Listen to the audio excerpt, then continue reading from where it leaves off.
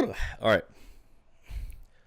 What's going on, guys? This is episode 4 of the War Lounge. As always, I am here with Kobe. Kobe, what's going on, dude? Just the usual. It's a beautiful Friday. All right, so you brought something up right before the stream that I want to talk about, or right before we started recording, but I wanted to talk about it on here because I just wanted to start recording. So your knife, tell me about it. Which one was it? How'd Yeah. you go about it? If as any of you that have played Counter-Strike Global Offensive, the game has been around for a long time, but there's a bunch of different types of skins you can buy. Knives are the most popular skin, and they cost significantly more than pretty much every other type of skin, maybe except for your Howl, which I'm, super jealous of. But what's really cool is that, I just had a bayonet. It was not a stained. It was a case hardened bayonet. It actually had a decent amount of blue on it, worth about $140 to $150. I use a website called D2JSP, and I'm not gonna go through and. Dude, that sounds like some shit on like the dark web. No, I've never even heard of it. D2JSP is probably the largest gaming forum website in the world. It's got millions of users. It's been around since 2002. It started out with the Diablo 2 community. Now you can basically do anything through D2JSP. You can, like, for me, what I did is I sold my knife skin for forum gold, and I'm going to be receiving a lot more forum gold soon. Then I'm going to upgrade my knife significantly. I'm actually getting a factory new marble fade bayonet or a factory new stat track bayonet Doppler.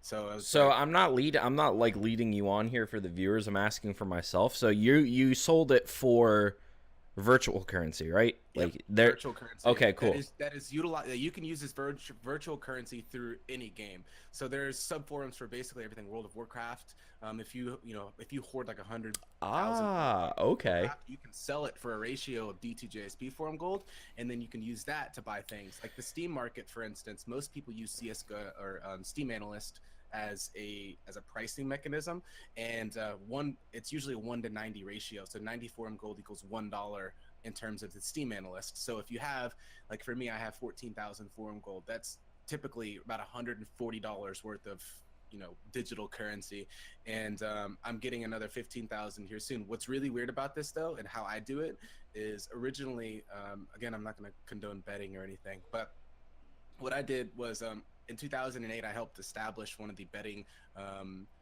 sub forums for D2JSP where you can bet forum gold, on poker and things like that. And recently, I came across from some of my old D2 items. I sold them for a few thousand forum gold, and I just bet my way up to 14,000 forum gold. So it's $140, and I can use that to buy a skin.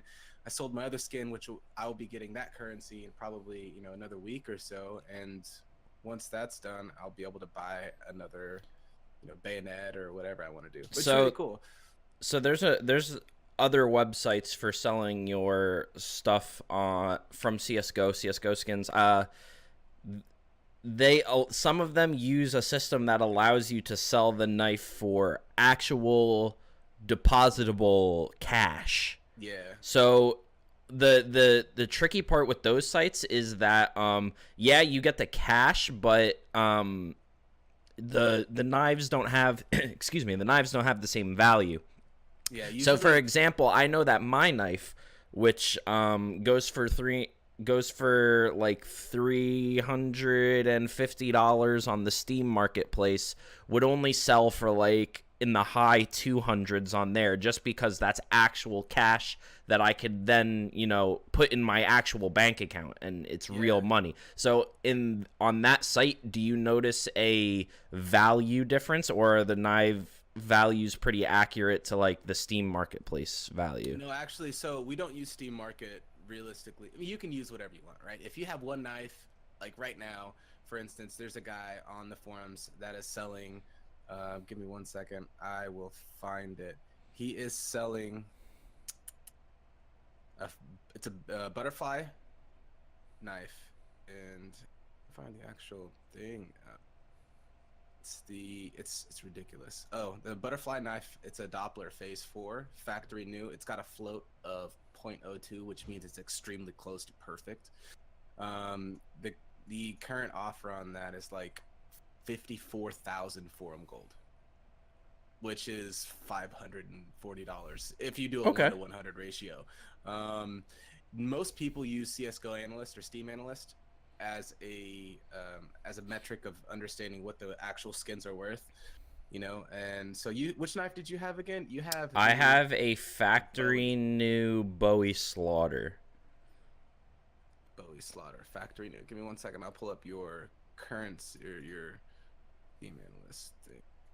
Wrong click. Which you bought directly off the Steam market, right? Yeah, Cash, because I had a couple $100 in my Steam wallet already, so I just decided to use so that. Your factory new Bowie knife slaughter non-stat track would be $230 or 92 keys. And if you did a 1-to-90 ratio, which is usually like the most you'll get for it, I mean, you're looking at, let's see, 90, 180. You're looking at like right at 20,000 forum gold worth for your knife. That's like it's just a generalization. So it's a really cool website. I used it a lot. I've been around since I'm a 2005 member on the website, so I've been using it for 12 years. I learned so much. I learned graphic design through a lot of the guys on here. I've made really good friends on this website. It's just a forum website. I met a lot of people for Counter-Strike. I met a lot of people for a lot of things. Especially it's great because whenever I quit playing a game, I can sell all of my things for forum gold, and I know that I'm gonna have it for later on in life when I want to play another game or whatever, and I want to be able to buy stuff with digital currency. Mm-hmm. So it's pretty cool. All right, cool. So that's not what we're here to talk about today. I was gonna say that is not the. But that's not what we're here to talk about today. So guys, if you guys haven't been keeping up, then this is your chance to know that as of we are recording this, we have now transferred our regular scheduled streams from YouTube to Beam. Now, that doesn't mean we won't be streaming on YouTube anymore. It's just going to be we're going to be more selective about what we stream on YouTube. So those times where we really didn't know what to stream and like there was no new custom maps or mini games to play or anything like that, and we just played like Warzone or something, which is becoming a majority of nights because we go through everything the community makes really fast, and we often find ourselves like we've played everything that we want to play. Those nights where we just like kind of chill and play with viewers and things like that, those are all going to be happening on Beam. Now we decided to go with Beam and not Twitch just because I don't, to be honest, it's more of like a community thing.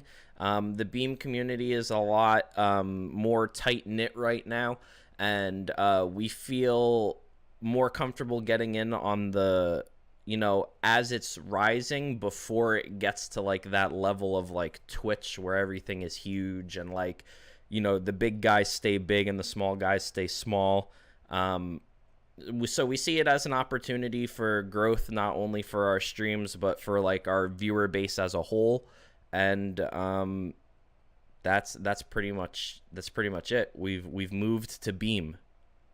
Now, Kobe, you don't really know what Beam is. No, actually didn't even know what Beam was until Dan brought it up today. So Beam is Microsoft's Twitch. So it is Microsoft that runs Beam. Beam existed before it was owned by Microsoft, but Microsoft purchased it like, I want to say like 2 years ago, maybe. I'm not really sure. So it's been around for 2 years? Under Microsoft, it's been around for 2 years. It existed before that for a while, I think, before that. I don't know if they were centralized around video games before Microsoft bought them, though. Okay. I'm not really sure what their purpose was before Microsoft, but Microsoft has like purchased them in order to have a platform to compete with Twitch and have like direct streaming off of your Xbox and things like that. That makes sense. So the big appeal to us with this was a feature called FTL, which I believe stands for faster than light. Or F the lag.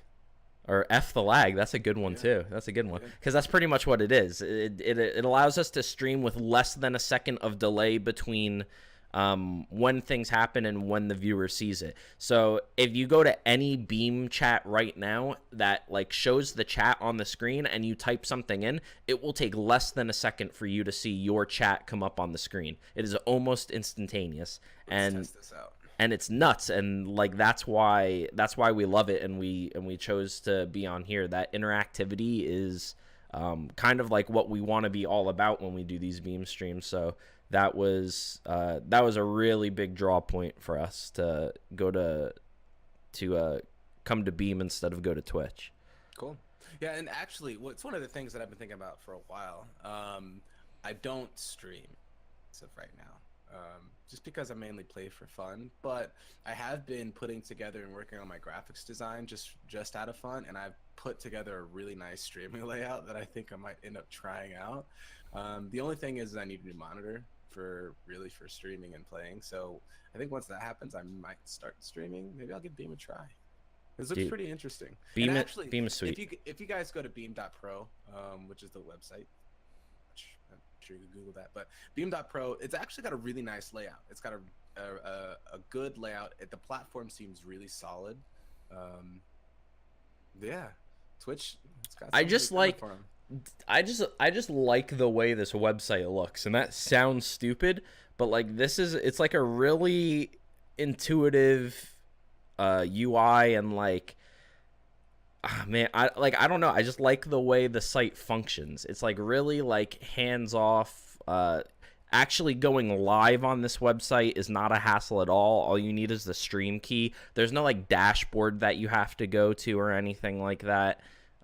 It's very like, it seems very like very premature, but it's very sophisticated, and with the FTL feature, it's like I don't know, I just think that this is almost like a superior platform almost. And so do you think this benefits more so console players or PC players in terms of like the quick access platform, or does it really not matter? So I think everybody's gonna see a benefit from it, because even though the big draw was to have it so that you could stream to Beam directly from your Xbox without a streaming PC or without a capture card, you could just stream your gameplay right to Beam. That's a big draw for a lot of people, but the PC side is going to see it as well, because we already see Microsoft is like, they're not just focusing on their console anymore. Like, they're bringing as much as they can to the PC front with the mixture of Windows 10 and Xbox, and the Play Anywhere titles, where now you buy a game on Xbox or on the Windows 10 store and then you get it on the other platform for free. Like, they are mixing and matching console and PC now. So I think everybody's like, whether you're a PC player or a console player, everybody sees a benefit from this, but this is definitely a big draw for the added edge is for, I think, more the console people that can just that don't really want to maybe like invest in a capture card or something like that. It makes the ease of access to stream a lot easier for people. Ease of access to stream for a lot of people, it can be a couple different things. It can be good because the smaller streamers, the teenagers, the kids who really want to come up into the scene, start streaming, have their idols like Summit and all of the big guys, right? It allows them to start. But the thing is when you muddle the water with so many different channels, it's really hard to get noticed at the same time. I mean, and that's where Twitch is right now. Exactly Go see how many channels are active on Twitch right now, and then see how many active viewers there are, and then kind of see, like, if there was a way to do this, then see where those viewers lie. And I guarantee you, like, I don't know what would be an accurate representation, but maybe like 70% of viewers are going to be within the top 5% of channels. Like, I think so. Go see how many like 1 and 2 viewer channels there are there, and then the handful of Summits and Lyrics and Soda Poppins. Like, I think it's a very polarized thing. The top have a lot and the bottom don't have that much, and there's a very, very, very small middle ground. Yeah, that is very true. And one of the things that you'll find is that now that a lot of the top streamers have established their streaming schedules, very few people want to stream during those times because they take all of the viewers. So, for instance, Summit or Soda Poppin', if you're a big World of Warcraft fan, big first-person shooter fan such as CS:GO, and I think they've been playing a lot of Player Unknowns, Battlegrounds. If you're a big person that watches those types of streams, most people watch the big dogs. And if you wanted to stream, you can't really stream. I think Summit streams from like noon to whatever. Summit's nuts, man. You can't really stream after that, Yeah, Summit's got like 26,000 subscribers, which is ridiculous. he's just nuts, man. Yeah. Like he's good. I like his personality. I love Summit. I watch Summit all the time. But like his schedule is nuts. I don't know how he does it, man. He's just nuts. He doesn't. I think the other day he said he hadn't had a day off in like 30 days. Yeah, the only thing I don't like that he does is like, you never know the day he's taking off until he like tweets like, I'm not gonna stream today, and then I'm just like, damn it, like I was looking forward to that. Like, I love to come home from school, sit down, throw Summit on, and like start writing a paper or something. So who's your second? Is Summit your favorite streamer like to watch? I'm trying to think. I don't want to like label a favorite because I haven't explored Beam too much. I know like some of the top dogs, and I know some people that are like up and coming on Beam, but I think like this platform has more than a chance to have like people that are better quality entertainment. But as of right now, I think recently, I think Summit has been the streamer I've been watching the most. Gotcha. So who would be your second? The person that you watch like second? Or the runner-up? Let's see. Person I watch second. And do you and another question while you're thinking about that one? Do you watch streamers based on like what they're playing, or do you just, it doesn't really matter? Like very rarely. It depends. Like if a new game comes out and like I want to see like what all the hype's about, then yeah, I'll go to like the browse section and I'll look at all the streams that are streaming that game. Or I always go to my following list first because I know those are the streamers I like. So like I'll look for if any of my followed streams are playing it, and then if not, I'll go to the, or sometimes I'll just go to the game and like look for somebody that's streaming it. But I really follow the streamers for like the people, like like I follow a lot of, like I want to say like maybe like definitely over half, maybe 3/4 of the people I follow are pro players. Like the streamer is a pro in whatever they play. Like I follow on Twitch, I follow like Shroud, I follow a couple League of Legends players, I follow a lot of Halo players, like Freakazoid. I know he's not really a pro, but Mo, Steel. I just think he's funny. I just watch it for, he's an interesting one because I watch him for the rage. I know it's coming. I just don't know when, so I watch until he like freaks out, and I get a laugh out of it every time. It's like Mo. Mo is the same thing. I watch it to hear him freak out. Mo is hilarious because like my favorite part about Mo's streams is when his wife comes in and starts screaming at him. But Freakazoid just reminds me of like the Jersey Shore douchebag. I never want to associate myself with, ever. And so like that's just who he reminds me of. And now that he's trying to go like big with his stream, doing nothing but like road to globals, it gets old, super old. And then I also follow like a lot of events have their own channels, and a lot of like right companies. Now, Copenhagen CS is going on. ESL, I follow them. Star Ladder, I follow them. My favorite thing though is actually I found about a year ago when I started really watching Twitch, I found a lot of really small streamers who I enjoyed. Dave TV is one of them, so if you guys haven't checked him out, check out Dave TV. I started following Adrin way back when, before he was actually. Oh yeah, I like Adrin. I follow him. Swag's a lot of fun to watch. My favorite person to watch in terms of gameplay, because I'll have different moods. I'll have a mood where I want to see really, really good gameplay, and then I'll have a mood where I'm just there for the personality. Whenever I'm looking for gameplay, it's always Stewie 2K. That guy, Yeah, I follow him. is phenomenal. Personality-wise, of course, you got Summit, Soda Pop, and you got all the big ones. But I think I watch probably Dave TV the most. Interesting. Yeah, he's really good. It's like D4VE_TV. You should check him out. He's really good at CS. His A+ ESEA ranking. Yeah, Flom is another one. I like watching Flom. Yeah. Lex. The whole squad that they have going on is pretty fun to watch. The past couple nights, I've just been like browsing through Beam because, like, being new to the platform, I want to find more people on this platform. That way, I just become more of a frequent user of it, and it's been interesting. Like, I've been watching a lot of things I like usually wouldn't watch, and it's like it's pretty like cool to have a fresh start on a platform where everything is new, and the only way you know if you're going to like it or not is to like actually like go watch it. You know, it kind of like forces you. I don't know what you're doing, but your audio is like going really, really high, and then really, really low, and then really, really high. I'm not doing anything. You're not doing anything? I'm not doing anything.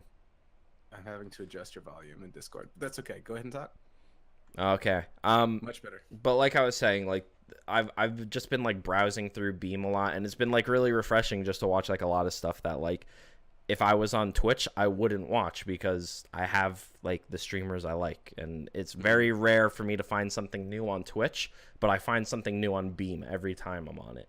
And they have like the up and coming section where they'll show streamers that like maybe don't have as much viewers or are just like starting out on Beam. So like you could go to the up and coming section and like find like people who are like brand new to the platform. Which is also nice because like, you know, finally like a streaming website that promotes like smaller people and finding, you know, new streams to watch. Yeah, and I think my biggest thing is I don't branch out to new games. You know, I'm always watching either Counter-Strike or I watch Players Unknown a lot. I don't play it right now because I can't get the settings to change, and it annoys the shit out of me. But it's so fun. I can't play WASD. It doesn't work for me. I have to play ASDF or ASDE. You can't change that? SDFE. There you go. No, it won't let me change it. I think it has to do a lot with my resolution. So like the buttons are all weird because I'm playing on a 29-inch ultra wide.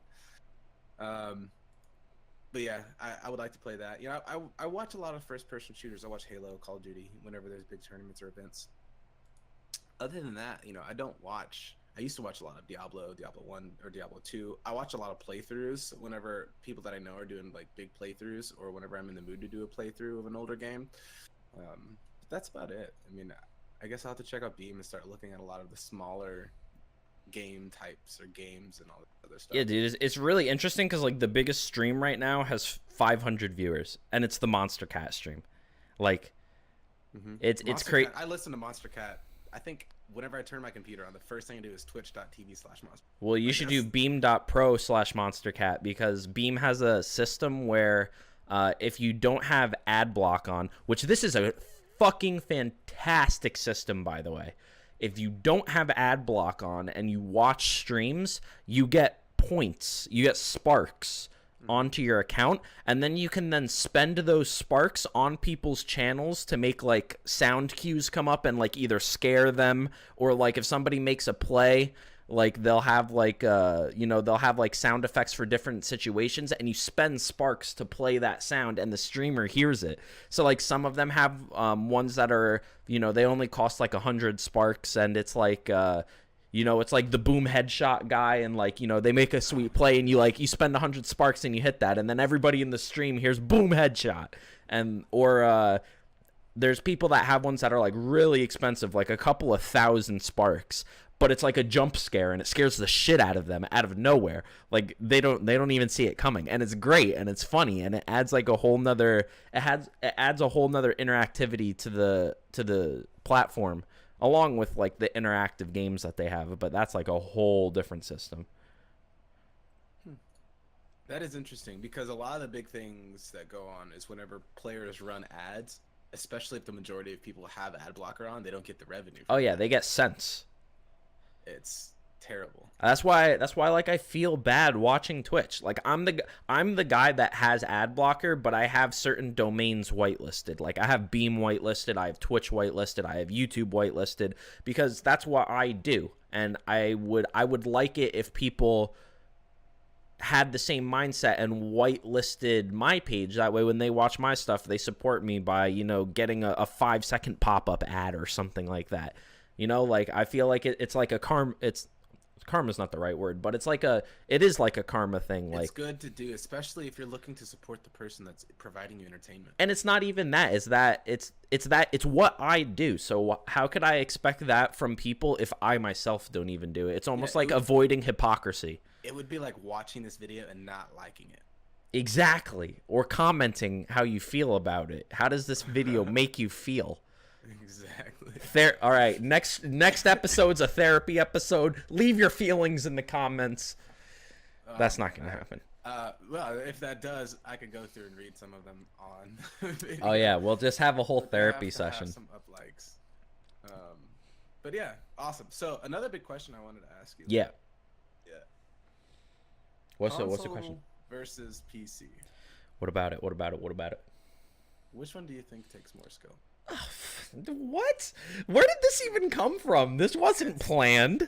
No, it wasn't. But this is something that I was thinking about today because, like, I come from originally a PC background. Then I moved to console and I played like competitive and pro-am Call of Duty, and some of those game types require just ridiculous amounts of chemistry and skill and all this. And then you move over to Counter-Strike on PC, which is a completely different aspect. But I think it requires more initial skill. So I was thinking about it. I was like, well, nowadays, like, So I think the only way to objectively answer this question is to look at a game that is prevalent on both PC and console, and then compare the experience of playing said game on PC versus playing said game on console. So there's only a handful of games you can really do that with, like Call of Duty being one of them. Halo's kind of iffy on PC. But no, it doesn't have to be a jetpack Call of Duty. You can do like Black Ops. Black Ops is on PC. Modern Warfare Remastered. That's what I want to do. I haven't bought it yet, but it's very interesting. Like there was an article that just came out saying that at some game show or something that they were talking about I think it was like an AMD event overseas or something, and they showed like the Halo 3 box art on the PC. So everybody's like, "Oh, Halo 3 anniversary, it's coming and it's coming to PC." Like everybody's freaking out about it. So like that would be a good example too. Play Halo 3 on console versus on PC. And when you do that, I think if the game is the same on both platforms, I think just for the sake of auto aim, that PC is a little bit harder, just because I think it takes a little more coordination to move your like see now I start explaining it and then I argue with myself. Like I really don't. It's two different skill sets. It's two different types of movement too. Controller movement is significantly different than if you're moving with a mouse. Well, yeah, because you're moving your thumbs but you're limited. You're limited to a certain speed of movement. Like you can't. I could flick around within a second, like a millisecond with a mouse. I mean, to be fair, you can change sensitivity on a controller, but nobody like plays on 12 sensitivity with pinpoint accuracy. Exactly, and that's a big difference, right? I'm not arguing either way. No, I mean like this again. You just saw a prime example. Like I will give an answer and then I start arguing with myself, and then I can't back up my own answer against myself. And like I don't know. It's two different skill sets, and I think it's really situational. Like Counter-Strike, for example, I could almost argue that that's probably harder to play with a controller. Like spray can. Yeah, and it was really hard because spray control is really hard when you're using a joystick. It doesn't make sense, but it's just a lot harder. And when you have a game like that its skill gap is the majority of the skill gap is based around like a simple thing as moving your cursor accurately, you're gonna have more success with the mouse because you have a little bit more control moving your whole arm if you play with your whole arm.